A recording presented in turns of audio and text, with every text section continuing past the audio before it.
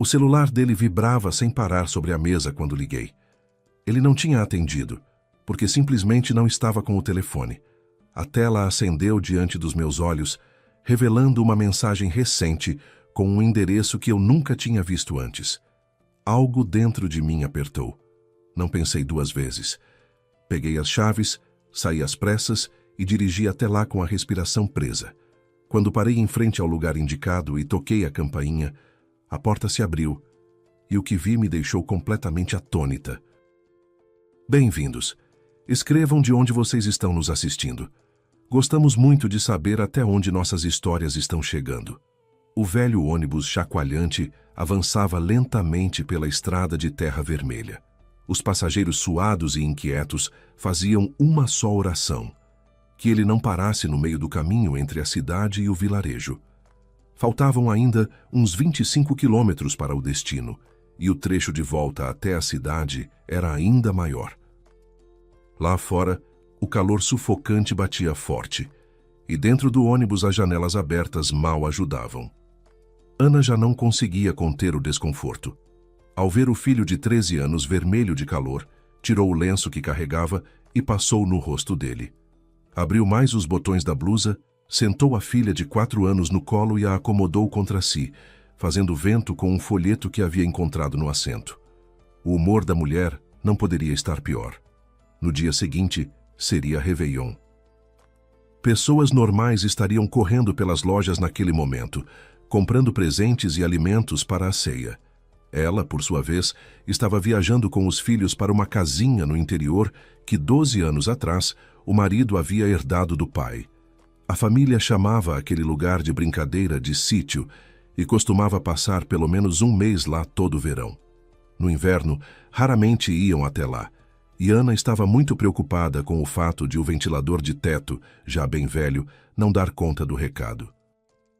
Ela temia não conseguir refrescar a casa, mas ficar no apartamento da cidade era algo que não queria nem podia fazer.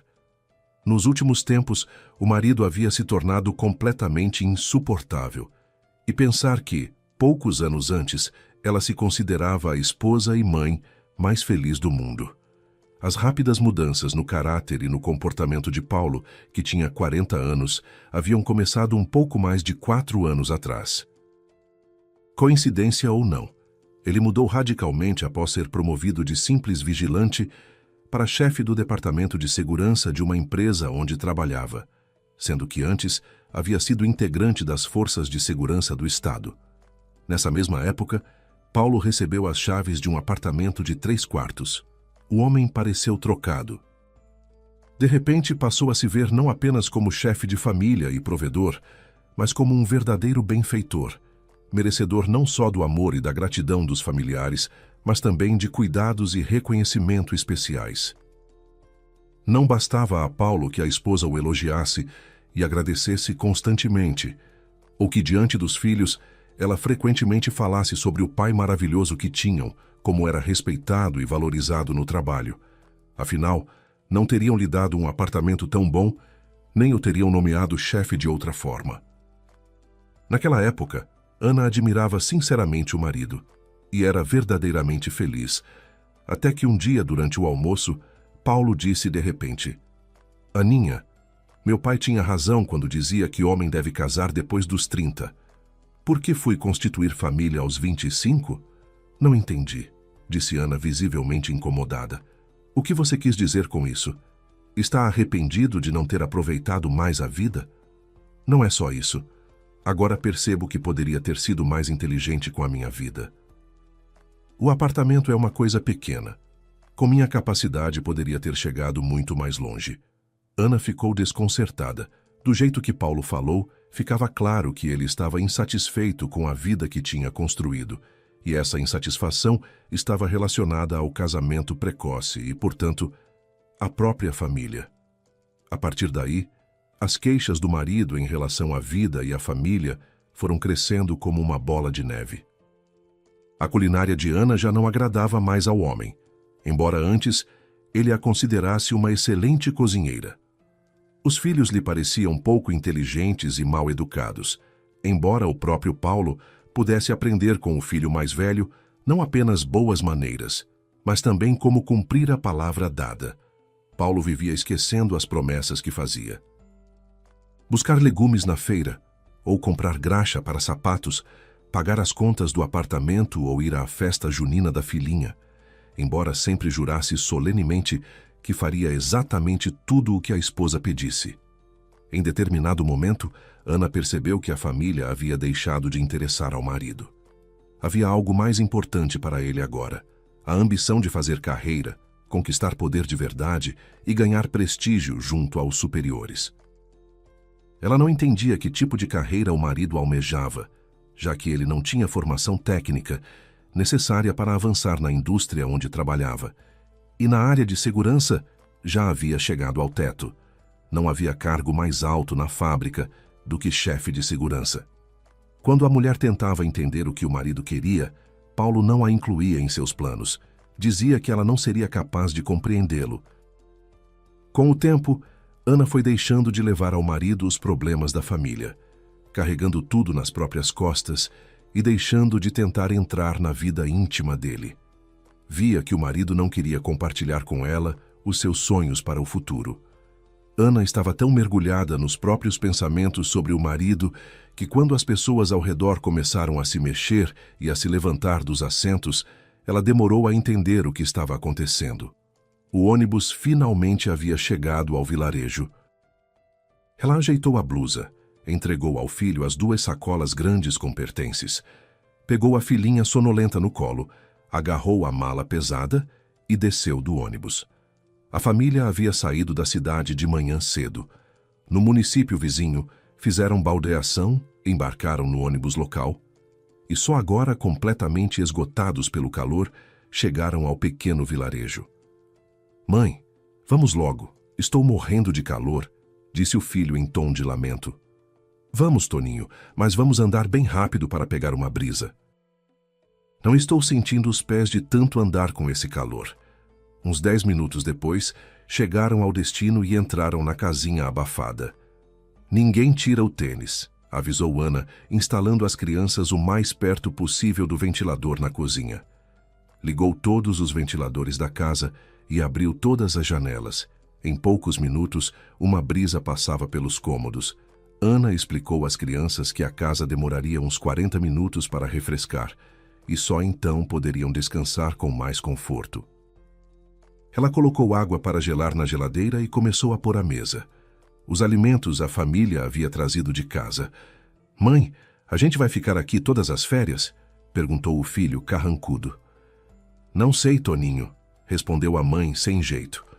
"Depois do Réveillon ligamos para o papai, vemos como ele está, como está o humor dele, e aí a gente decide junto se voltamos para casa ou ficamos aqui uns dias."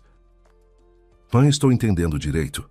perguntou o filho, olhando para ela com seriedade de um jeito adulto. "O papai não precisa mais de nós. Ele preferiu os convidados à própria família." Ana esforçou-se para dar ao rosto uma expressão despreocupada e disse ao adolescente que ele estava enganado. Explicou que o papai tinha um trabalho muito responsável e difícil, que ficava muito cansado e, por isso, precisava de silêncio, paz e descanso. Como a família era grande, em casa nem sempre havia tranquilidade. Por isso, ela havia decidido levar as crianças para o Réveillon no sítio, para que o papai pudesse descansar em paz.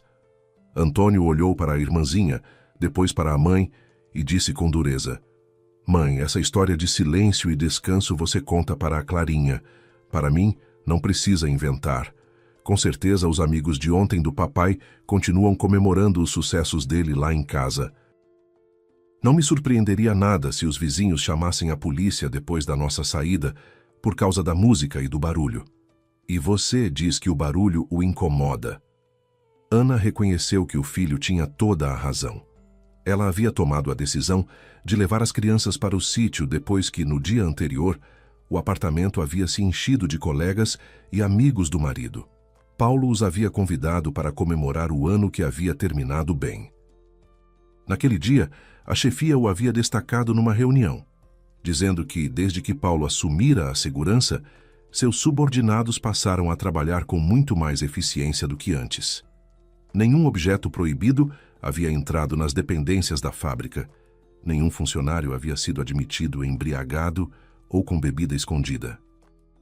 Situações de conflito, que às vezes ocorriam na empresa, eram tratadas pela segurança com rapidez fulminante, o que fez com que nunca fosse necessário acionar as autoridades ou uma ambulância. Tudo isso era acreditado a Paulo. A chefia não se limitou a palavras e o presenteou com um bônus generoso. Satisfeito consigo mesmo e com a vida, Paulo contou isso à esposa na noite anterior, quando voltou do trabalho. Em seguida, pediu que ela preparasse a mesa rapidinho, avisou que em 1 hora chegaria gente. Ele havia convidado seus melhores subordinados e 3 amigos para jantar e comemorar o ano de sucesso. A festa foi barulhenta e animada. Perto da meia-noite, Ana lembrou ao marido que estava na hora de dispensar os convidados. As crianças precisavam dormir, e ela também não se importaria de descansar. "Você tem o dom de estragar meu humor", murmurou Paulo, olhando para a esposa com antipatia, sem esconder a irritação. "Será que não mereço um festejo? Trabalho como um escravo, e em casa você também não me deixa relaxar." As últimas palavras do marido ofenderam Ana. Ela declarou em tom firme que a família não iria atrapalhar a festa dele e os amigos. Por isso, de madrugada, partiria com as crianças para o sítio. Paulo mudou imediatamente de expressão e disse com entusiasmo: "Nossa, Aninha, que ideia ótima! Que esperta você é!" A mulher arrependeu-se na mesma hora de ter falado por impulso, mas o marido não a deixou abrir a boca. Perguntou logo em tom solícito: "Quer que eu ajude a fazer as malas para o sítio? No dia de Réveillon eu mesmo vou buscar vocês com o carro do serviço. Ele é um jipe, aguenta qualquer estrada. Não vai se importar com os buracos da estrada de terra." Depois da meia-noite, parte dos convidados de Paulo foi embora. Alguns ficaram para dormir lá. Eram quase 3 da madrugada quando Ana terminou a faxina e começou a preparar as malas para a viagem ao sítio. De manhã cedo, preparou o café da manhã para Paulo e os hóspedes que haviam dormido no apartamento. Desejou ao marido, que acabara de acordar, um bom descanso com os amigos. Em seguida, ela, o filho e a filhinha foram para o terminal rodoviário para pegar o ônibus até o município vizinho, onde precisariam fazer baldeação para o ônibus do vilarejo. E agora, sentada diante do ventilador que girava na casinha do sítio, Ana pensava na bagunça que a turma do marido deixaria depois de comemorar o Réveillon. Ela não tinha a menor dúvida de que a festa só terminaria no dia seguinte. Afinal, quase todos os subordinados de Paulo eram de outras cidades e moravam no alojamento da fábrica. Dificilmente recusariam o convite dele para receber o Ano Novo em sua casa. Portanto, ela não alimentava grandes esperanças de que o marido se daria ao trabalho de buscá-las no dia seguinte, como havia prometido. 2 horas se passaram antes que a casa ficasse minimamente fresca. Ana deixou as crianças e foi correndo até a casa dos vizinhos. A senhora idosa criava galinhas e vendia ovos caipiras. Ana queria comprar alguns ovos para o jantar. Ana, a aposentada, se surpreendeu ao ver a vizinha exausta na porta de casa. "Decidiram passar o Réveillon no sítio?" "Sim, dona Elsa", sorriu Ana com esforço. "Se não ficarmos sufocando de calor, talvez fiquemos com as crianças uns dias, talvez até as férias todas." "O Paulo também veio?" perguntou a vizinha idosa. "Ele tem um trabalho muito pesado, cansa muito", começou Ana a explicar a ausência do marido. "Está sempre sem dormir direito. Decidi deixá-lo por uns dias para que as crianças não façam barulho nem perturbem." A senhora idosa não precisava de nenhuma explicação. Olhou para Ana com compaixão e começou a contar as novidades do vilarejo. Quando Ana se preparava para ir embora, a vizinha ofereceu: "Não deixe as criancinhas passando calor. Venham dormir aqui comigo. Meu velho só chega amanhã de manhã do plantão. Ele arrumou um emprego de vigia numa fazenda há pouco tempo." Ana agradeceu pelos ovos e pelo convite para pernoitar e foi embora.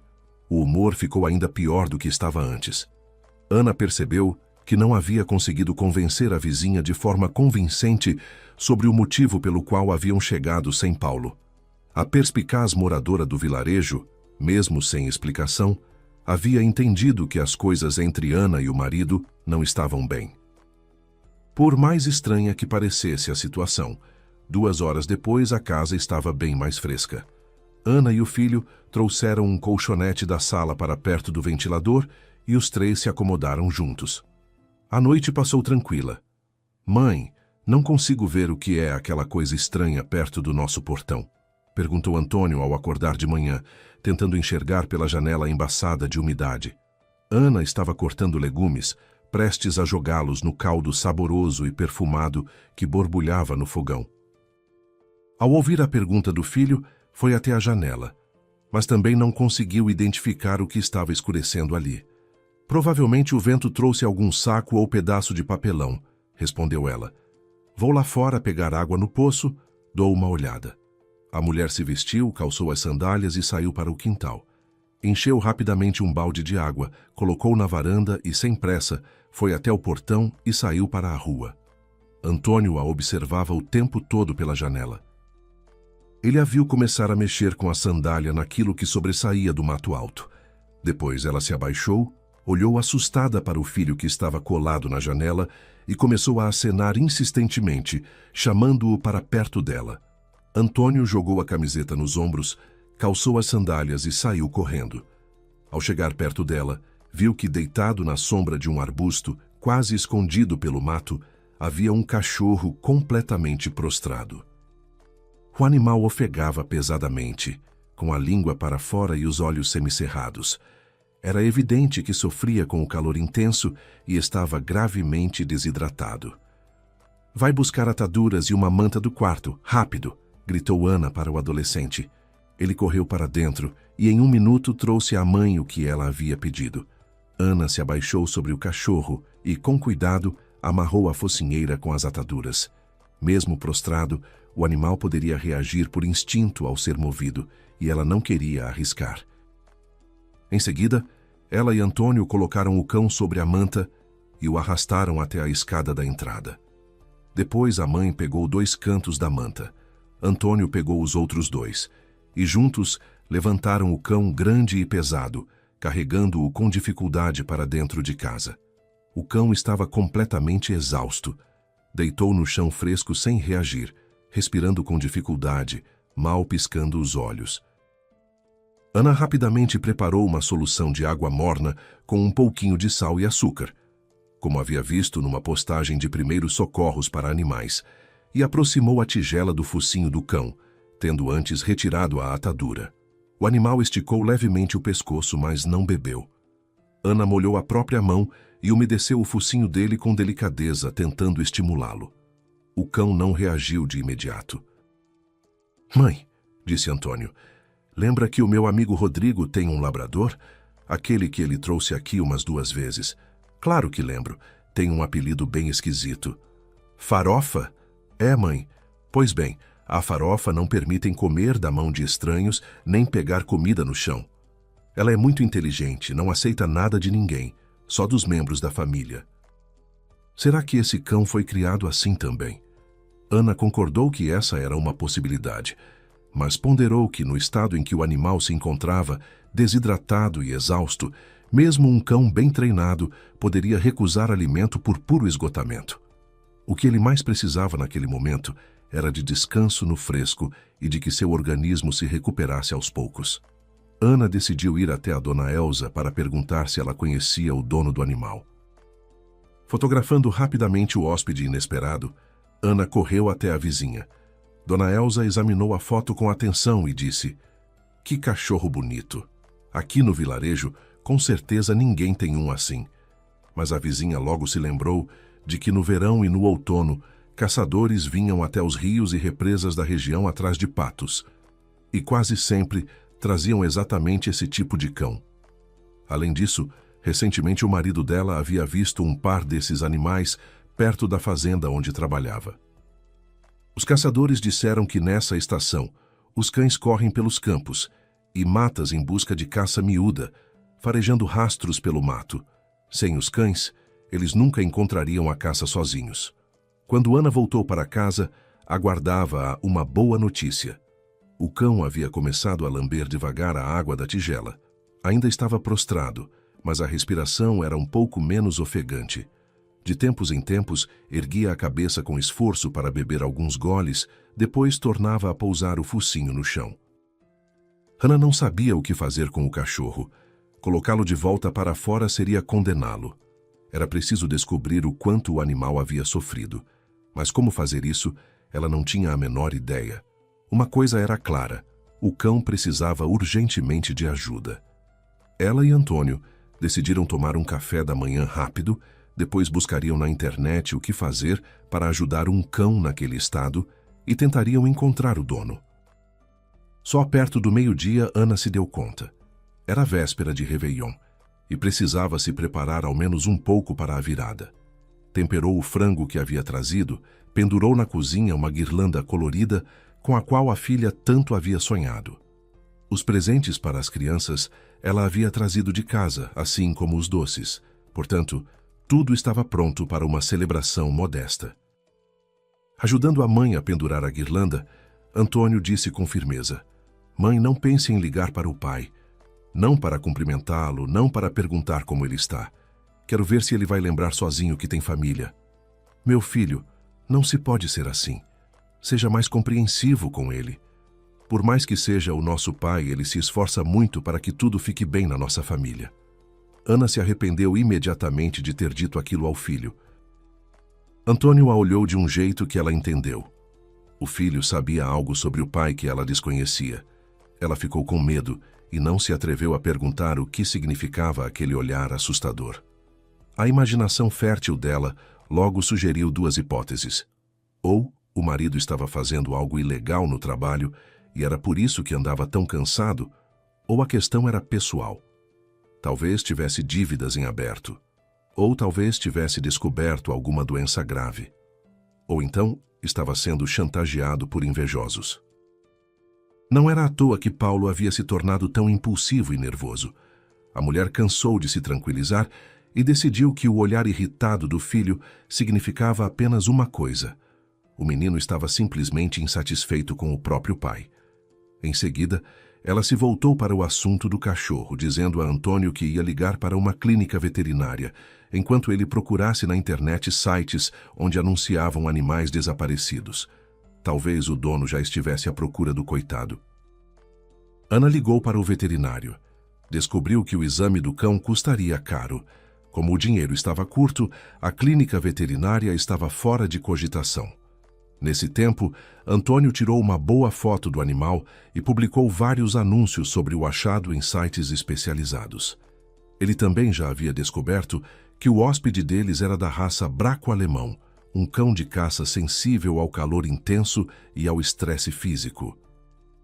Estava claro, quanto mais cedo o dono fosse encontrado, mais cedo poderia cuidar do seu animal e, mais importante, levá-lo ao veterinário. O Réveillon se mostrou mais alegre do que Ana esperava. Às 11h30 da noite, bateram à porta. Ela abriu. Na soleira estava Papai Noel. Ele trouxe presentes de doces para Clarinha e Antônio. Ana reconheceu imediatamente o visitante pela voz. Era o vizinho, marido de Dona Elsa. Depois de entregar os presentes, ele sussurrou para Ana que a esposa já havia posto a mesa para 5 pessoas, contando com ela e as crianças. Portanto, em 5 minutos era para todos irem lá fazer uma visita. O Réveillon foi celebrado com uma mesa farta e deliciosa. E o velho dono da casa, de bom humor, fez o possível para alegrar os convidados. Quando voltaram para casa 1h30 depois, o cão dormia profundamente, estendido perto do ventilador. Ana ficou acordada até às 3 da madrugada, esperando uma ligação do marido. Mas Paulo nunca telefonou. De manhã acordou porque Antônio já estava cuidando da casa. O menino havia ligado todos os ventiladores e posto para amornar a tigela de caldo do cachorro, pois o animal já havia se levantado algumas vezes sobre as patas, ainda com esforço, mas com mais firmeza do que na véspera, e olhava com algum interesse para a mesa, onde Toninho cortava fatias de pão com queijo para o café da manhã da família. "Mãe, durma mais um pouquinho", sugeriu o menino. "Vou levar o cachorro para fora por 1 minutinho, depois o alimento, e aí a gente toma café tranquilo." O papai não ligou. A mãe perguntou só para ter certeza. Você acha que ele ainda se lembra de nós? Disse Antônio, com um sorriso que tinha mais amargura do que ironia. Ana notou aquela expressão no rosto do filho. Não era raiva pura, mas algo mais fundo. Uma decepção que ele ainda não sabia muito bem como carregar. Ela se levantou e se aproximou dele. Meu filho, você não quer me contar alguma coisa? Você está reagindo de forma muito intensa a tudo que se refere ao pai. Ele te magoou de alguma forma? Antônio hesitou por um instante e por um segundo pareceu que iria ceder, mas então endureceu o olhar e disse: Sim, ele me magoou, mas não vou me queixar, vou superar. Só não me pergunte nada, não quero explicar nada. É que fiquei muito decepcionado com ele. Ele se acha um homem de verdade, mas eu acho que ele é um... Antônio, não quero ouvir mais isso da sua boca, disse Ana indignada. Nem eu nem o papai somos santos. Podemos cometer erros, mas isso não significa que é preciso nos chamar de coisa ruim. Logo você vai dizer também que eu sou alguma coisa. Mãe, mesmo que você cometa 1 milhão de erros, eu nunca vou te chamar de coisa ruim, declarou o adolescente com convicção. Você é muito boa, honesta e eu te admiro muito. Eu entendo que você não é feliz com o pai. Hannah queria argumentar com o filho, dizer que as coisas com o pai tinham ficado um pouco tensas depois que ele virou chefe, mas que antes daquele momento ela se sentia a mulher mais feliz do mundo.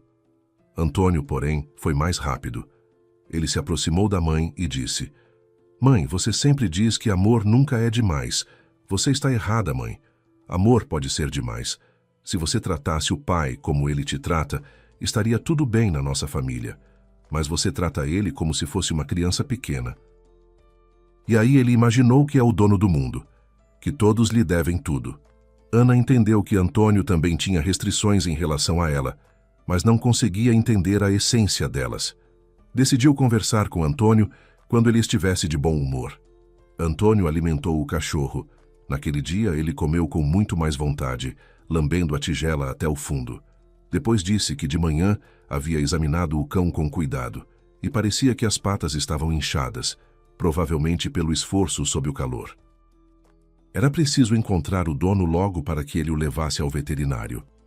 Antônio verificou todos os sites onde havia publicado o anúncio sobre o cão encontrado, mas não havia nenhuma resposta.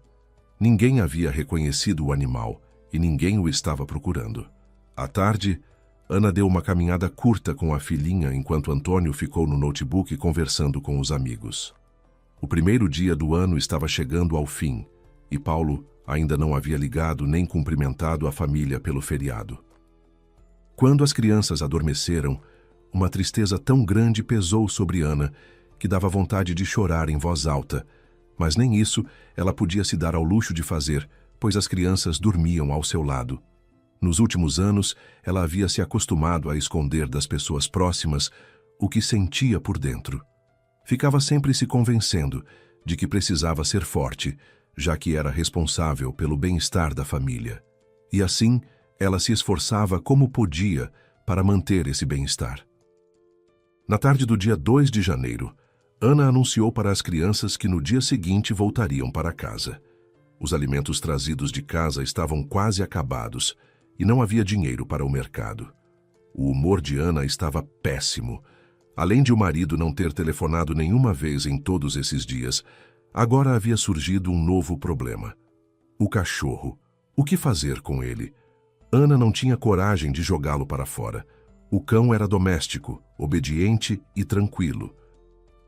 Colocá-lo para fora seria abandoná-lo à própria sorte. Mãe, não precisa quebrar a cabeça, disse Antônio com firmeza quando Ana começou a especular sobre o futuro do cachorro. Já resolvi tudo. A mãe olhou para o filho com surpresa. Nos dias que haviam passado no sítio, algo em Antônio havia mudado. Não de repente, mas de forma gradual, quase imperceptível.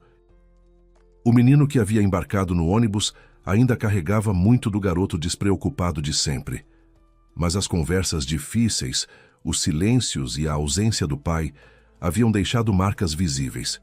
Ele estava mais quieto, mais atento, mais cuidadoso com as palavras, como se tivesse envelhecido alguns meses em poucos dias. O que você quer dizer? Perguntou ela ao filho. Antônio respondeu que em 2 dias havia pesquisado bastante sobre o assunto de animais perdidos e descobrido que, se o dono demorar a aparecer, o cachorro ou o gato pode simplesmente ser dado de presente para alguém. Ele até descobriu que cães jovens, de trabalho e de caça, são adotados com muito prazer. Mãe, não vou dar nosso cachorro para qualquer um, tranquilizou Eliana. Vou encontrar um bom caçador e dar para ele. Pode concordar, e por enquanto ele fica em casa alguns dias ou semanas.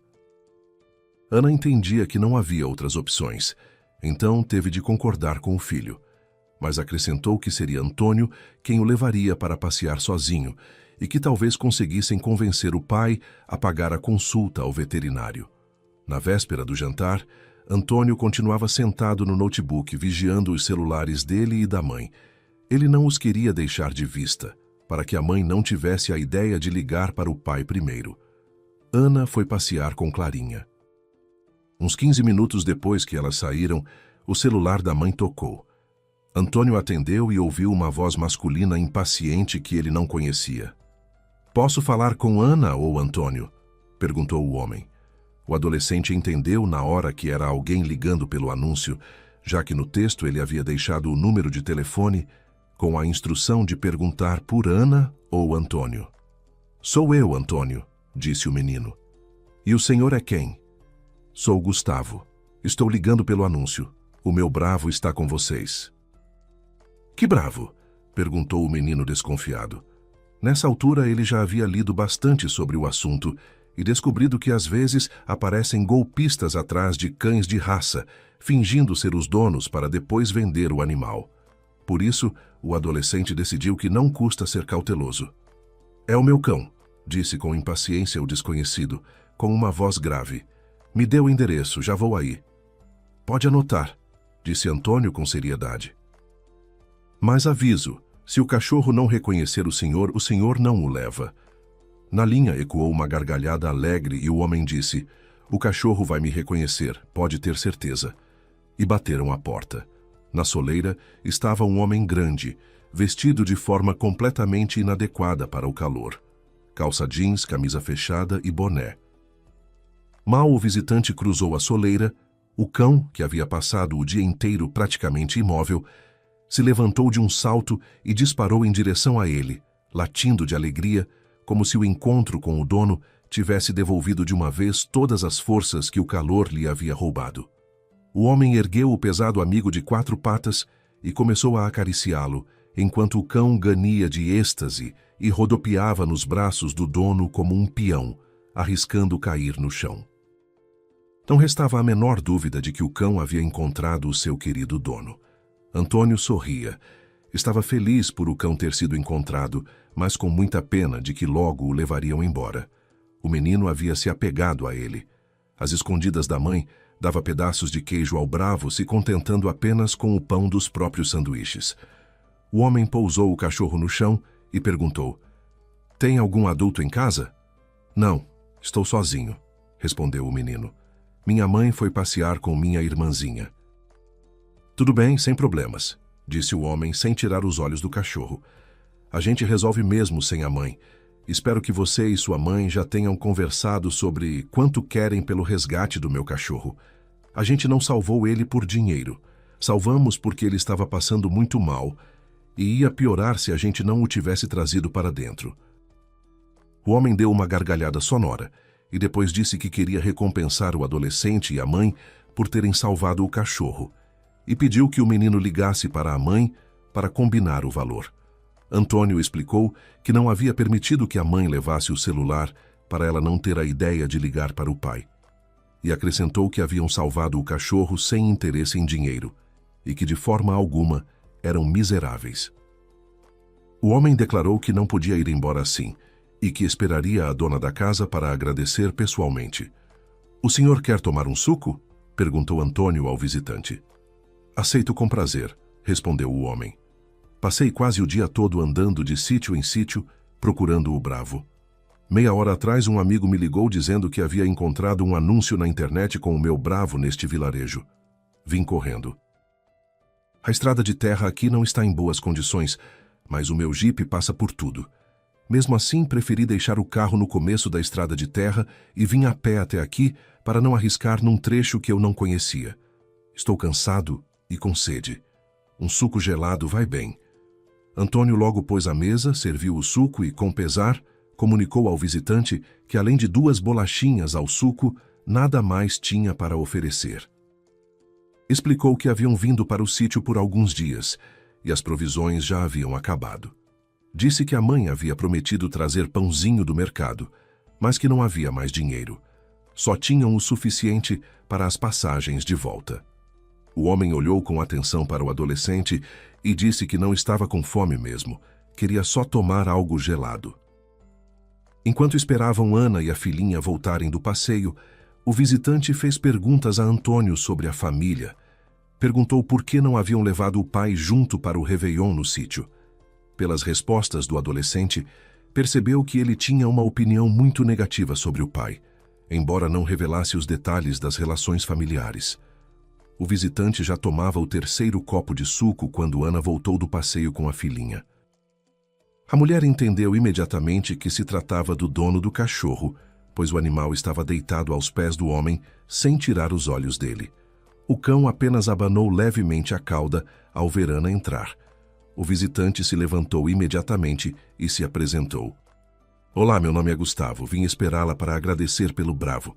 Para mim, ele não é apenas um cão de caça. O Bravo é meu verdadeiro amigo. Na verdade, não, estou errado. O Bravo é a minha família. Quase enlouqueci enquanto o procurava. Ana se sentou à mesa e perguntou com curiosidade como um cão tão inteligente e obediente havia conseguido se perder. Gustavo contou que ele e amigos em 3 carros foram caçar. Pararam num posto de gasolina para abastecer. Os 3 cachorros foram tirados dos carros, enquanto os veículos eram abastecidos. Então o Bravo foi até o carro do amigo, que disse que levaria o cão com ele para que o filhote jovem não ficasse sozinho no carro. Ninguém percebeu que o Bravo havia se afastado do carro imediatamente. O amigo pensou que o cão havia voltado para Gustavo, e Gustavo tinha certeza de que o Bravo estava junto ao filhote no carro do amigo. Mas filhotes vão para a caça? Perguntou Toninho, surpreso. O filhote que estava conosco já tinha 8 meses, explicou Gustavo. É o momento certo para começar a acostumá-lo. Por enquanto, não ajuda muito, mas que vá aprendendo com os mais velhos. Conversaram mais um pouco sobre caça, e Gustavo foi ao ponto principal. Ana, me perdoe, mas não posso ir embora sem recompensá-la. Vocês salvaram um membro da minha família. Diga o que posso fazer por você. Ana suspirou fundo e disse: o que mais me preocupa é como vamos chegar à cidade amanhã de manhã. A vizinha disse que de dia o ônibus ficou parado 2 horas no meio da estrada. O motor morreu e todo mundo ficou esperando outro transporte ser mandado. Tenho medo que meus filhos sofram demais nessa viagem. Se o senhor pudesse nos levar até o terminal rodoviário amanhã, não precisaríamos de mais nada. Gustavo ficou em dúvida por um instante. Queria ir para casa o quanto antes e estava disposto a dar dinheiro para a família chamar um táxi. Mas sabia que naquela estrada de terra, em mau estado, dificilmente um carro comum chegaria sem problema até o vilarejo. O jipe não teria dificuldade, mas ele havia deixado o veículo no início da estrada de terra justamente por precaução. No fim, não lhe restava outra opção senão concordar. Avisou que preferia passar a noite no próprio carro a deixá-lo sozinho no meio da estrada. Quando Gustavo se despediu até o dia seguinte e ia saindo, o Bravo quis ir junto. Ficou decidido que os 2 passariam a noite no carro e que às 5 da manhã viriam buscar a família para ajudá-la a chegar até o jipe e seguir rumo ao município vizinho. Na manhã seguinte, Ana e os filhos acordaram lá pelas 5 e esperaram que fossem buscá-los. Exatamente às 5, Antônio viu pela janela Gustavo entrando no quintal. Todos começaram a se vestir rapidinho. Lá fora, ainda estava escuro. Gustavo pegou a mala das mãos de Antônio. Todos foram apressados até o carro dele no começo da estrada de terra. O Bravo recebeu todos com latidos alegres. Acomodaram-se depressa e partiram. A estrada de terra ainda estava no mesmo estado ruim de véspera, mas o jipe de Gustavo avançou sem dificuldade, balançando sobre os buracos com a tranquilidade de quem foi feito para aquilo. Quando chegaram ao asfalto, o caminho ficou livre e o percurso correu sem problemas. No carro, Gustavo perguntou: Ana, me diga o endereço de vocês. Vou levar direto na porta do prédio. É melhor nos deixar no terminal rodoviário, pediu ela. Moramos longe. O senhor não vai conseguir nos levar até em casa. Longe como assim? Quis saber o homem. Somos da capital, explicou Antônio. Do terminal ainda demora mais de 2 horas para chegar em casa. Nossa, exclamou Gustavo surpreso. Por que vocês não me contaram isso ontem? Já estaríamos todos em casa. Eu também sou da capital. Só venho para cá caçar com os amigos. Foi decidido rapidamente. Sem parar em nenhum terminal, o carro seguiria diretamente para a capital. 1h30 depois, pararam num café simpático à beira da estrada. Gustavo estava com fome e entendia que os passageiros andavam com o dinheiro curto. Decidiu ao menos alimentá-los e dar algo para beber, já que eles haviam se recusado tão categoricamente à recompensa em dinheiro pelo cachorro. Embora fosse ainda cedo, todos comeram bem. Antônio trouxe para o carro alguns pedaços de frango para o Bravo e foi alimentá-lo, enquanto Ana e Gustavo conversavam amigavelmente à mesa. Gustavo perguntou se ela havia conseguido passar o Réveillon com a família ou se havia passado todos esses dias procurando o cachorro. Moro sozinho, sem nenhum arrependimento, admitiu o homem, e contou com calma que um dia havia tido uma família. No ano em que a filhinha completaria 10 anos, a esposa sugeriu comprar uma viagem e levar a menina para o mar. Ela escolheu um resort no Nordeste, dizendo que a filha iria adorar. Assim foi feito. Mas ao chegarem ao destino, a esposa saía do hotel com frequência e por longos períodos. Às vezes levava a filha, às vezes ia sozinha, e nunca dizia para onde ia. A filha, por sua vez, era menos discreta. A menina contou ao pai que quando saíam da área do hotel, não iam à praia, como ela queria, mas a encontros com um tio chamado Fábio.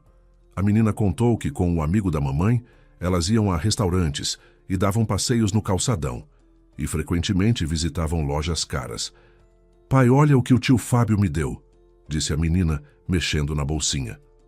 Gustavo ficou chocado com o que viu. Eram brincos de ouro bastante caros, não exatamente um presente adequado para uma criança. O que ele dá para a mamãe? Perguntou Gustavo à filha. Várias joias que ela pede, respondeu a menina. Ele já deu um bracelete e brincos para a mamãe, e agora ela está pedindo que ele compre um colar. Mas o tio Fábio diz que o colar é muito caro e que não tem tanto dinheiro. A mamãe ficou muito brava com ele por isso. O que ouviu da filha chocou Gustavo, e assim que a esposa se juntou a eles, ele perguntou: Como está o Fábio? A esposa olhou com um sorriso para a filha e disse: Isabela, eu pedi para você não contar para o papai sobre o tio Fábio. Agora, ele não vai nos deixar ir a lugar nenhum. Depois se virou para Gustavo e explicou: Conheci o Fábio 12 anos atrás, ainda antes de nos encontrarmos. É um amigo próximo. Não te contei nada sobre ele de propósito, porque você ia me encher de ciúme. Por que faria isso? Sorriu o homem. Não sou ciumento do passado. Convide-o para jantar hoje. Não tenho nenhum conhecido do Nordeste com quem me relacione bem. À noite, a família de Gustavo se encontrou no restaurante com Fábio. Ele era extrovertido, muito comunicativo e alegre. A noite passou rapidamente. Quando a família voltou para o quarto, a pequena Isabela disse de repente: Pai, o tio Fábio diz que sou muito parecida com ele. O que você acha? Sou parecida? Gustavo ia responder à filha quando, por acaso, olhou para a esposa e viu em seu rosto uma expressão ao mesmo tempo assustada e desconcertada. De repente, a pergunta da filha já não parecia tão inocente como alguns segundos antes. Parecida? Respondeu ele com firmeza, sem tirar os olhos da esposa, e observou ela começar a empalidecer. Quando chegarmos em casa, fazemos um exame, e aí vamos saber com certeza com quem você se parece. Naquela noite não falaram mais no Fábio, mas pela primeira vez em toda a vida conjugal, Gustavo percebeu que Isabela poderia não ser sua filha. Aquilo era tão inesperado quanto assustador. O comportamento da esposa apenas confirmava a suspeita que começava a tomar forma. A mulher tornou-se fechada, parecia culpada, e até o dia da partida não deixou mais a família sozinha no hotel ou na praia. De volta das férias, Gustavo fez o exame de DNA, e o resultado foi que ele não era o pai de Isabela. "Por que não me disse logo que a Isabela não era minha filha?" perguntou ele à esposa, estendendo-lhe os resultados do exame. "Porque eu não tinha certeza", respondeu ela rispidamente. "Peço que não conte nada para a Isabela. Vai ser um choque para ela. Prometo que a filha não vai saber nada da minha parte", prometeu o homem. "Mas preciso te dizer que uns 6 anos atrás, sua amiga Fernanda me deu a entender isso várias vezes. Mas eu não acreditei nela na época. Ela estava apaixonada por mim, achei que estava fazendo intriga, inventando esse tal Fábio." "Isso foi há muito tempo", disse a esposa. "Vamos esquecer tudo." Gustavo estava disposto a esquecer. A relação com a esposa ficou um pouco mais fria, mas preservaram a família. Exatamente 6 meses depois, a esposa começou a chegar tarde do trabalho com frequência. Gustavo já não confiava nela como antes, e um dia foi até o escritório dela no fim do expediente. Ele a viu sair apressada do prédio antes do fim do expediente e correr até um carro estacionado. Ao volante estava Fábio. Perto da meia-noite, a esposa chegou em casa dizendo que a chefia havia sobrecarregado o departamento de trabalho. Mas, ao entrar no quarto, encontrou várias malas grandes. "O que é isso?" A mulher ficou boquiaberta ao ver as malas com as tampas abertas, com suas roupas dentro. "Meu bem, você não está cansada de mentir e fingir?" perguntou Gustavo com seriedade. "Não posso mais confiar em você. Vou levá-la a um hotel, vou pagar o quarto, fale com o Fábio. Talvez ele a leve para onde ele mora." A esposa chorou, pediu perdão. A filhinha chorou junto com ela. Mas o homem foi inflexível. Explicou a Isabela que não amava mais a mãe dela, mas disse que ela podia ficar com ele se quisesse. Disse também que ela sempre poderia ligar e vir visitá-lo. Na manhã seguinte, Gustavo levou a esposa ao hotel. Isabela foi com a mãe, e uns 2 meses depois, por meio de amigos em comum, ele soube que a ex-esposa havia ido morar em outra cidade com Fábio, mas vivia lá de forma precária, pois Fábio era casado e não pretendia largar a própria família. Gustavo encerrou o relato e olhou para Ana com tristeza. Depois de um breve silêncio, disse: "Nunca pensei que algo assim pudesse me acontecer. Eu confiava na minha esposa, a amava, e ela me mentia com tamanha leveza. Desde então só os cachorros têm meu amor. Eles não traem. E fui sortudo com os amigos também." "Mas você está sendo injusto", sorriu Ana com carinho. "Você é jovem, muito interessante e agradável. Tenho certeza de que ainda vai ser feliz e vai encontrar uma mulher que amará e em quem poderá confiar." "Ah, não", sorriu Gustavo. "O assunto amor eu fechei para sempre. E para falar a verdade, sinto-me muito bem sozinho. Já faz 12 anos que vivo assim e me sinto ótimo. Não quero mudar nada na minha vida." Ana percebeu que a filhinha havia cochilado bem na cadeira confortável à mesa. Elas haviam acordado tão cedo naquele dia e a pequena não havia dormido o suficiente. "Gustavo, obrigada pelo gostoso café da manhã", sorriu Ana. "Que tal seguirmos viagem?" "Sim, está na hora", concordou o homem. "Agora a estrada vai ser boa. Chegamos em 1h30. Chegaram à capital com bastante rapidez. Não havia trânsito nas estradas." Gustavo levou os passageiros diretamente à porta do prédio, desejou tudo de bom e se despediu. Ana e os filhos subiram até o andar deles. A mulher sentia o coração batendo forte no peito. Estava com muito medo de entrar em casa. Por algum motivo, tinha certeza de que não ia gostar do que encontraria no apartamento. Pensava que, como Paulo não havia ligado para ela nem para o filho em todos esses dias, algo deveria estar errado com ele. Ana ficou muito surpresa ao ver que o apartamento estava em ordem perfeita. Dava a impressão de que uma equipe de limpeza havia acabado de trabalhar por lá. A louça e o banheiro brilhavam. Tudo estava em seu lugar, e o ambiente respirava limpeza e frescor. Caramba! Resmungou Antônio, percorrendo os cômodos e admirando a limpeza. O pai nunca se distinguiu pela tendência a manter a ordem. Pelo contrário, sempre espalhava tudo. Podia facilmente deixar uma xícara suja na pia, o que era questão de segundos. Falar em faxina completa e minuciosa não havia nem a possibilidade.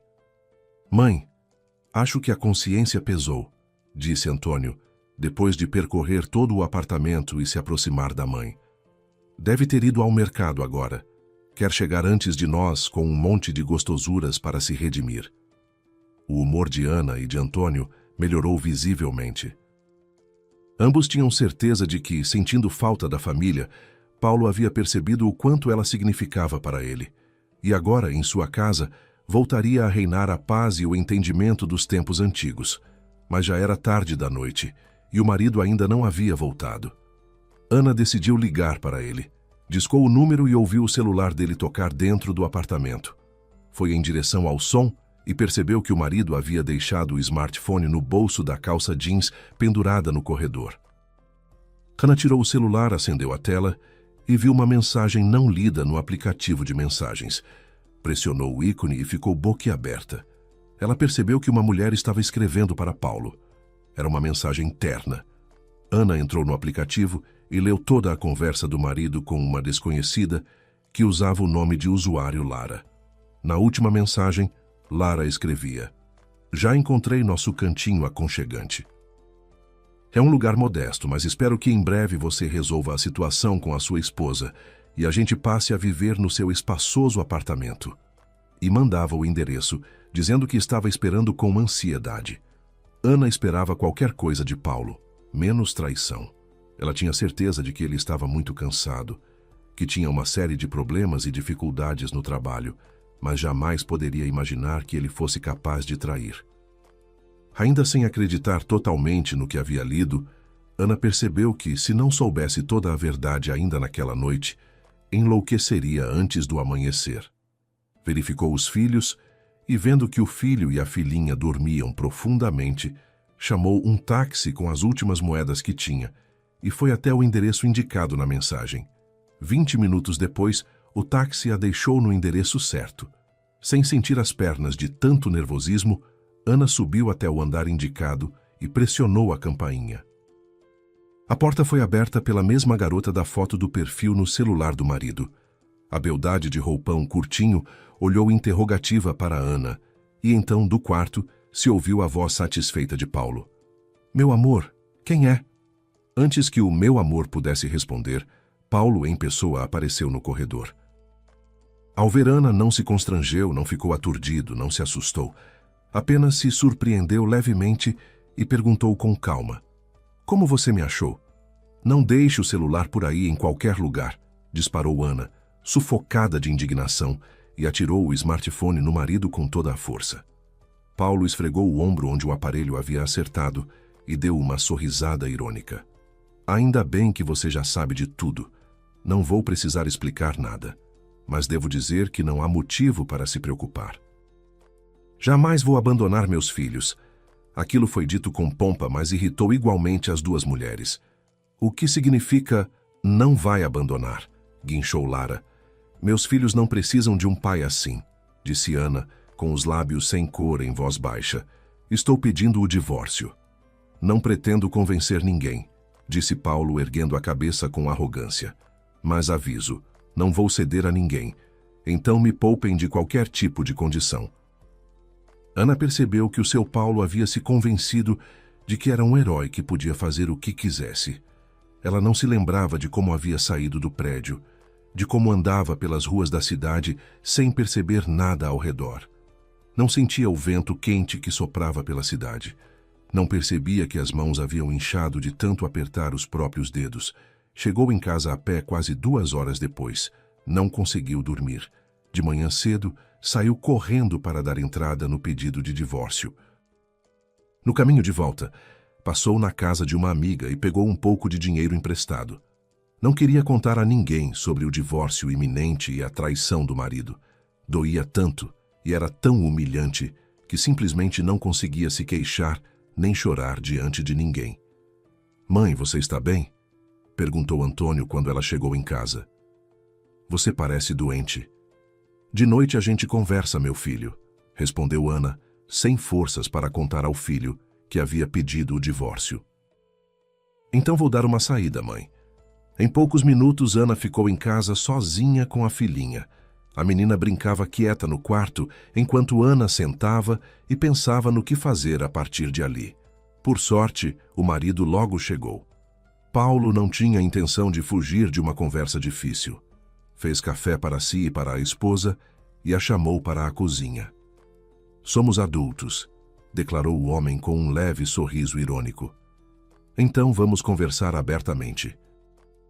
Empurrou o café para ela, tomou um gole da própria xícara e começou a explicar à esposa que o amor por ela havia acabado há muito tempo, que a esposa, antes agradável e animada, havia se transformado numa mulher sem brilho. Dar uma olhada nela doía. Os amigos, colegas, até os vizinhos, as esposas de todos estavam quase sempre de bom humor, sorrindo, brincando.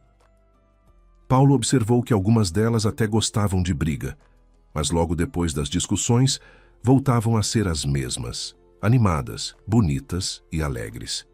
Ana, embora nunca brigasse, parecia ranzinza e antipática. Tinha marcas de expressão entre as sobrancelhas, nos cantos dos olhos e na testa. E isso aos 36 anos, estava indignado Paulo e perguntou: como você vai estar aos 40 ou 50? Vai virar uma senhora antes da hora. Sou um homem jovem e forte, declarou Paulo. E preciso de uma mulher que me inspire, que me apoie em tudo, e não que estrague minha vida com essa cara de enterro. De problema já chega o suficiente no trabalho. Em casa, preciso descansar e curtir a vida. Ana ouviu o marido em silêncio, sem contradizê-lo em nada, e só perguntou em voz baixa como fariam a divisão do apartamento. Paulo soltou uma gargalhada. Minha querida, você se esqueceu do que está escrito nos documentos? É moradia funcional. Me foi cedida apenas enquanto eu ocupar o cargo de chefe de segurança. Assim que eu sair, o imóvel precisa ser devolvido. Ou então, eu trabalho na empresa por 15 anos completos. Aí o apartamento fica sendo meu para sempre. Portanto, nem eu, nem a família temos o direito de dividir este apartamento por hora. Paulo disse à esposa que ela teria de alugar algum lugar. Prometeu ajudá-la a pagar o aluguel por 6 meses. Depois, Ana teria de arcar com isso sozinha. Se não desse conta, ele ficaria com as crianças. Ana admitiu para si mesma que não havia prestado muita atenção nos documentos do apartamento, não havia se aprofundado no que estava escrito. O marido simplesmente dissera que o imóvel havia sido cedido a ele. Eles haviam se registrado lá, pagavam o condomínio com regularidade e Ana achava que sempre seria assim. Ela não discutiu com o marido e disse que precisavam dividir o dinheiro que estava na conta bancária dele. Pelos seus cálculos, deveria haver uma boa quantia guardada. Mas Paulo tornou a dar uma gargalhada e disse que daquele dinheiro não sobrou nada. A esposa entendeu que o marido havia simplesmente decidido deixar ela e os filhos sem nada. Discutir com ele era inútil. Paulo disse que, já que os dois haviam concordado que não havia mais nada a salvar, o melhor era formalizar a separação de forma rápida e sem arrastá-la nos tribunais. Propôs que no dia seguinte fossem juntos ao cartório e assinassem o divórcio consensual, sem reclamações de nenhuma das partes. Ana concordou, sem energia para brigar. Quanto à pensão alimentícia, ela ficou em silêncio por um momento. Sabia que tinha direito, e que os filhos também tinham, mas estava tão esgotada, tão machucada, que a ideia de manter qualquer vínculo formal com Paulo por anos a fio lhe parecia insuportável naquele momento. Queria distância, queria recomeçar. Pensou que encontraria outro jeito de sustentar os filhos. Decidiu não entrar com o pedido. Na data marcada, o casal se divorciou. Ana fez as malas e, com as crianças, foi morar num apartamento alugado de um quarto. Paulo, como prometera, pagou os primeiros 3 meses de moradia. Prometeu pagar mais 3. Mudou a jovem amante para o apartamento que havia ficado livre e apagou completamente a memória da antiga família. Ana trabalhava numa escola de música, ensinando crianças a tocar piano. O salário era pequeno e agora não chegava nem para o básico. A mulher percebeu que precisava urgentemente de uma renda extra. À noite, sentou-se ao notebook e começou a procurar trabalho para o período da tarde, disposta a trabalhar com o que fosse. Por fim, encontrou algumas vagas, as anotou e imediatamente começou a ligar. Para o dia seguinte, foi chamada para uma entrevista num escritório que precisava de faxineira para o turno da noite. Ana passou lá antes do trabalho principal e disseram que estavam prontos para admiti-la já naquele dia. O início do turno era às 19 horas. Era perfeito, pois na escola de música o expediente terminava às 18 horas. Já havia 3 semanas desde que Ana havia começado o trabalho extra noturno. Gostava muito do serviço. Quase não se cansava, pois o escritório era novo, com acabamento caro. Limpar as paredes e os pisos ali era fácil, ainda mais porque suas atribuições se limitavam a pisos e áreas comuns, enquanto as salas dos funcionários eram limpas pelas faxineiras diurnas. Ana frequentemente levava a filhinha Clarinha ao trabalho. A menina já havia completado 5 anos, e enquanto a mãe esfregava os pisos, ela ficava sentada numa mesinha no saguão a desenhar. Naquela noite, Clara desenhava flores caprichosas numa folha branca quando um homem se aproximou dela. "Clarinha?" perguntou o homem surpreso. A menina ergueu os olhos e o reconheceu, mas não conseguiu lembrar o nome na hora. Era Gustavo, o dono do cão bravo. Gustavo olhou com espanto para a pequena e perguntou: "O que você está fazendo aqui?" "Estou esperando a mamãe", respondeu a menina. "Ela trabalha de faxineira aqui. Falta só os banheiros e a gente já vai para casa." "Você é segurança?" Gustavo riu e perguntou: "Por que você acha que sou segurança?" "A mamãe diz que a essa hora no escritório só faxineiras e seguranças trabalham", respondeu a menina. "Todo mundo mais sai antes das 6 da tarde." Gustavo não teve outro remédio senão concordar com a menina. Ouviu-a com atenção enquanto ela contou que agora morava em outro lugar com a mãe e o Antônio, que a mãe trabalhava de dia na escola de música e à noite vinha limpar os pisos ali. Clara também contou que Antônio, embora ainda estivesse no 7º ano, também ganhava dinheiro. Ele havia conseguido emprego numa empresa e todos os dias distribuía publicidade nas caixas de correio dos prédios para onde era enviado. Gustavo ouvia a menina com atenção e pensava: por que as coisas vão mal justamente para as pessoas boas? Que Ana e os filhos eram boas pessoas, Gustavo não tinha a menor dúvida. Tinha pelo menos 2 motivos concretos para pensar assim. Eles haviam salvado o bravo de uma situação muito grave e haviam recusado a recompensa em dinheiro, e ainda tinham alimentado o cão enquanto ele estava com eles, mesmo tendo poucos alimentos para si. Poucas pessoas seriam capazes de tudo isso. Logo depois, Ana se aproximou deles. Ficou surpresa e alegrou-se ao ver Gustavo. "Ué, Gustavo!" riu a mulher. "Nunca imaginei que poderíamos nos encontrar de novo." "O tio Gustavo trabalha aqui de segurança", anunciou Clara à mãe. "Tio Gustavo, como está o bravo?" "Ele está ótimo", respondeu o homem. "Com a temporada chegando, vamos juntos para o campo, para a caça." "Ele ficou muito doente quando vocês o levaram?" perguntou Ana. "Ficou sim", disse Gustavo, franzindo o senho. "Ficou com algumas inflamações pelo calor. Precisou tratar a bexiga e as articulações. Mas agora está tudo bem. Não paramos de lembrar de sua família com gratidão." Logo depois dessa conversa reencontrada no corredor do escritório, os encontros foram se tornando cada vez mais frequentes. Gustavo sempre tinha um motivo para passar pelo saguão naquele horário. Pelo menos era o que parecia. Às vezes ficava conversando com Clara, enquanto Ana terminava o serviço. Às vezes oferecia carona quando o horário estava avançado. Ana aceitava com naturalidade, agradecia com um sorriso e tentava não pensar muito no assunto.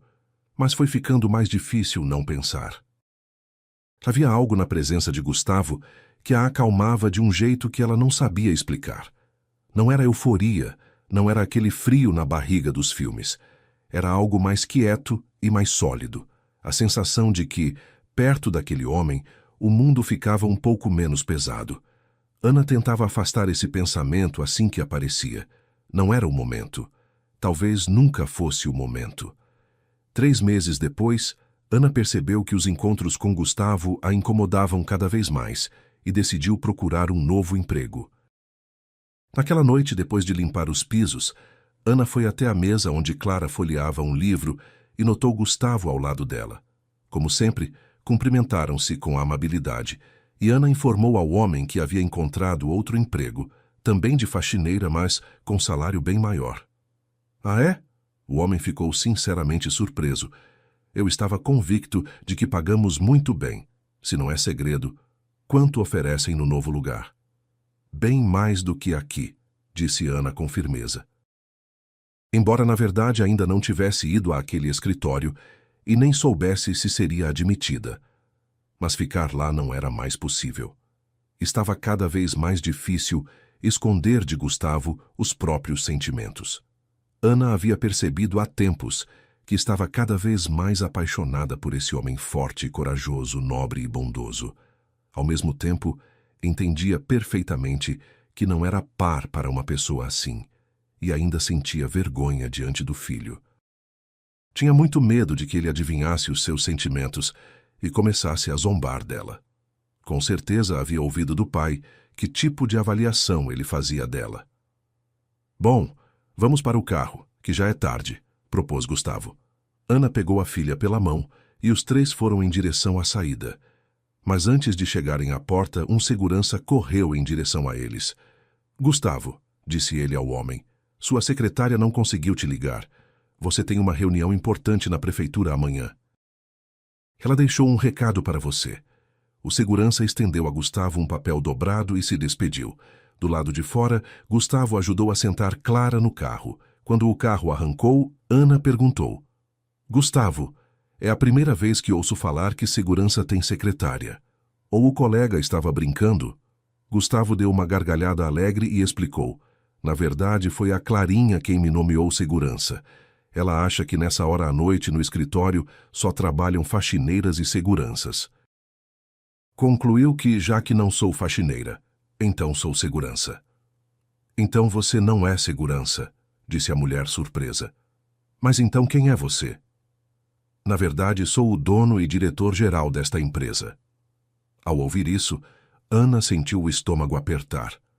Tudo o que havia sentido nas últimas semanas, aquela calma estranha, aquela sensação de leveza, de repente parecia ainda mais impossível de sustentar. Um empresário, o dono do lugar onde ela limpava os banheiros.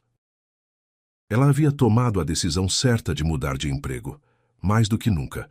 Quando chegaram em casa, Ana viu que a filha exausta dormia profundamente. Ainda bem que a Clarinha está dormindo, disse Gustavo com um sorriso enigmático. Vamos sair do carro e conversar. Ana estava cansada, sentia-se extremamente envergonhada e insegura, e a última coisa que queria agora era conversar com Gustavo. O que poderia ter em comum uma humilde professora de escola de música infantil, que também trabalhava de faxineira, com um próspero e independente dono de uma grande empresa?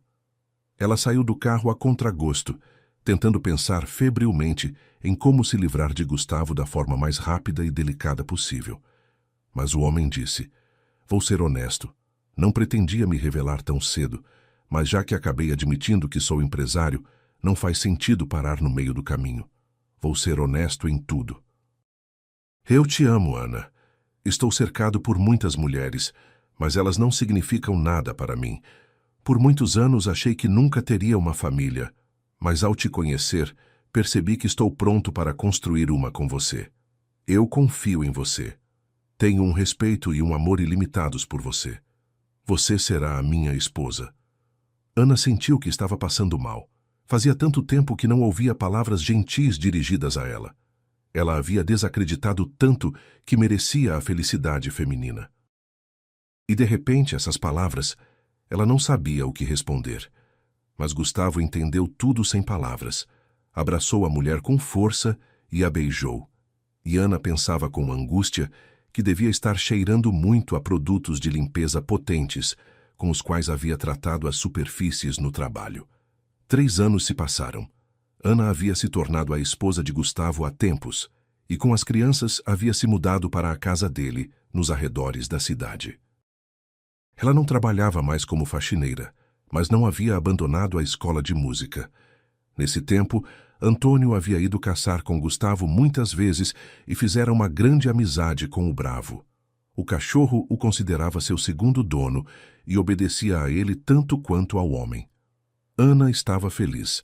Aproximadamente 6 meses depois de começar a viver com Gustavo, ela percebeu que Paulo havia sido injusto ao dizer que ela tinha uma aparência terrível. Agora Ana não tinha nenhum medo de se olhar no espelho. De lá uma mulher bonita, feliz e satisfeita com a vida, lhe sorria de volta. Ana passou o batom pela última vez nos lábios e se levantou da penteadeira. "Aninha, quanto tempo para ficar se arrumando?" perguntou Gustavo, em tom de leve impaciência. "Sem maquiagem você é a mais bonita do mundo. Já estamos atrasados, apresse-se." Ana deu um beijo na filhinha. No caminho, pediu à empregada doméstica que colocasse a menina para dormir antes das 9 e foi correndo atrás do marido. Naquele dia, havia uma confraternização na empresa de Gustavo. Comemoravam com pompa no restaurante mais caro da cidade. Com o vestido preto que valorizava a figura esbelta, o penteado elegante e elaborado, e envolto no aroma delicado de um perfume suave, Ana estava deslumbrante e muito satisfeita consigo mesma. O restaurante impressionava com sua decoração festiva e brilhante. 3 mesas, onde se sentavam os primeiros nomes da empresa com suas esposas, ficavam sobre um pequeno palco elevado, para que os funcionários no salão pudessem ver bem seus líderes ao fazerem discursos de congratulação e premiarem os melhores colaboradores. Ana estava sentada ao lado do marido e observava com atenção as belas mulheres com seus trajes festivos. De repente, sentiu alguém tocar o seu braço. Ela olhou e ficou sem jeito. Era Paulo, o ex-marido. Ela disse a Gustavo que voltaria em 1 minutinho. Pegou Paulo pelo braço e foi com ele para a parte mais silenciosa do restaurante. "Você conhece o Gustavo?" perguntou Paulo, surpreso. "Sinceramente pensei que você fosse primeiro perguntar das crianças", disse Ana, decepcionada. "E com o Gustavo já faz tempo que o conheço. E você, como foi parar nesta confraternização? Você trabalhava em outra empresa antes?" "A vida prega peças, Aninha", sorriu Paulo com tristeza. "Não trabalho mais lá. Agora trabalho como auxiliar geral na fábrica do Gustavo. Saí do emprego anterior de uma forma nada honrosa, então não me aceitam mais como vigilante, embora eu queira muito trabalhar nessa área. Talvez você possa me ajudar?" "Não, Paulo. Posso, mas não quero te ajudar. Você é uma pessoa não confiável. Abandonou os seus próprios filhos. Não mandou parabéns no aniversário, não deu presentes, nem simplesmente ligou. E a Clara sentiu muito sua falta no começo." "Você está muito bem." Não conseguiu se conter Paulo com um elogio. "Fez alguma cirurgia plástica?" "Não, Paulo, nenhuma cirurgia. Simplesmente encontrei alguém que me ama muito, mas ele já deve estar me procurando. Com licença." Ana foi apressada em direção à mesa onde Gustavo estava sentado, esperando impacientemente a volta da esposa. "O Paulo queria conversar", disse ela ao marido. Estava se queixando da vida. "Aninha, me perdoe", disse Gustavo, em tom de culpa. "Não te contei, mas o seu ex-marido agendou uma audiência comigo. Ele claramente não sabia que nos casamos. Paulo pediu emprego na segurança. Mandei minha equipe levantar informações sobre ele." "E o que você soube?" perguntou Ana. "Soube coisas muito ruins sobre ele", disse Gustavo. "Me relataram que ele tinha uma amante jovem. Tentou impressioná-la dizendo que era rico e poderoso. Começou a desviar material da fábrica. Ninguém suspeitava dele por muito tempo. Mas quando foi flagrado, foi demitido imediatamente. Tiraram o apartamento dele, mas não o processaram. Foi considerado o histórico de bons serviços anteriores. Dizem que quando morava com você, trabalhava de forma honesta. Oferecia a ele um posto de auxiliar geral." Ana esboçou um sorriso. Não sentia pena do ex-marido. E Paulo tentava em vão entender onde havia errado, pois agora, aos 43 anos, havia ficado com nada. Sem família, sem moradia. "Ainda bem que lhe deram um lugar no alojamento",